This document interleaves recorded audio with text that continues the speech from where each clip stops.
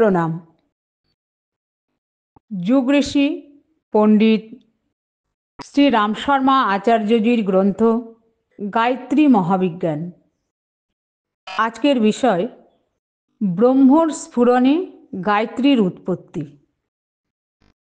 অনাদি পরমাত্ম তত্ত্ব ব্রহ্মের দ্বারাই সমস্ত কিছু উৎপন্ন হয়েছে। সৃষ্টি উৎপত্তির চিন্তাধারার ফলে ব্রহ্মের মধ্যে এক স্ফুরণ উৎপন্ন হলো। তারই নাম হলো শক্তি। সেই শক্তির দ্বারা দুই প্রকারের সৃষ্টি উৎপত্তি হয়। প্রথমটি জড়, দ্বিতীয়টি চৈতন্যশীল। জড় সৃষ্টির সঞ্চালনকারী শক্তি হল প্রকৃতি এবং চৈতন্যময় সৃষ্টির সঞ্চালন শক্তির নাম সাবিত্রী। পুরাণে বর্ণিত আছে, সৃষ্টির প্রারম্ভে ভগবানের নাভি থেকে একটি পদ্মের সৃষ্টি হয়েছিল। সেই পদ্ম থেকেই ব্রহ্মার উৎপত্তি।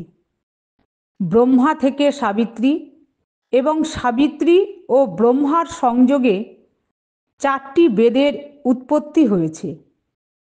বেদ থেকেই সমস্ত জ্ঞানের উদ্ভব হয়েছে। এরপরে ব্রহ্মা পঞ্চভৌতিক সৃষ্টির রচনা করলেন।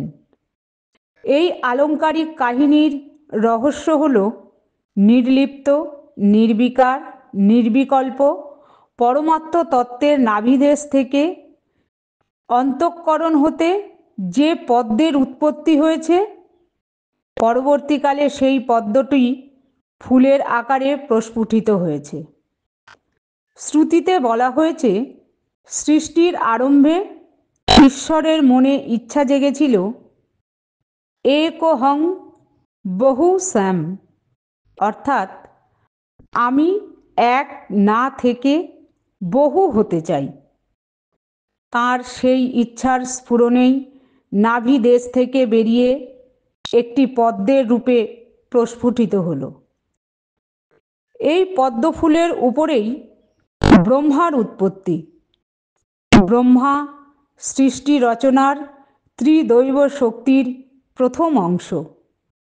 পরবর্তী সময়ে এই ত্রিদৈব শক্তি সৃষ্টি, স্থিতি এবং বিনাশের কাজ সম্পন্ন করার জন্য ব্রহ্মা, বিষ্ণু ও মহেশ্বরের রূপে দৃষ্টিগোচর হন।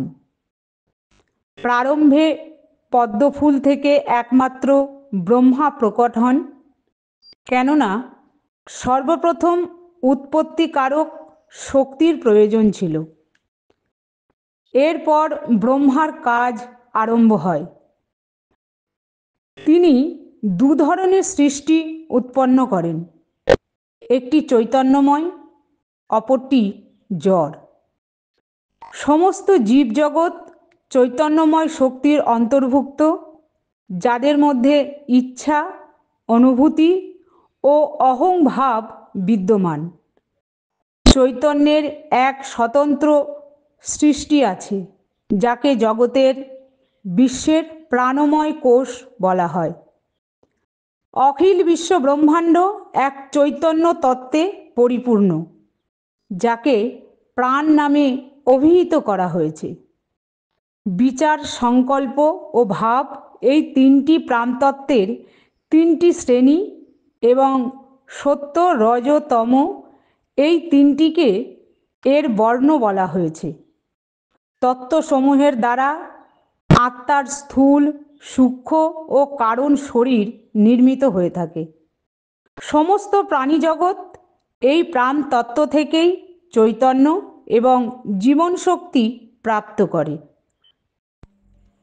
জড়জগৎ সৃষ্টির জন্য ব্রহ্মা সর্বপ্রথম পঞ্চভূতের নির্মাণ করেন।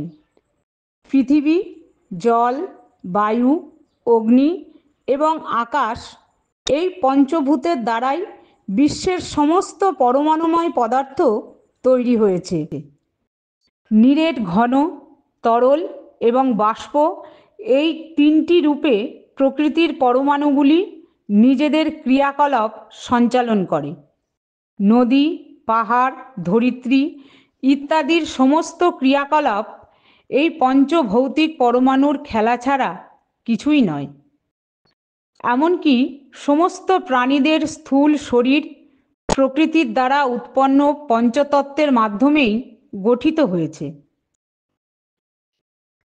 জড় ও চেতন এই উভয় সৃষ্টিতেই ক্রিয়াশক্তি বিদ্যমান।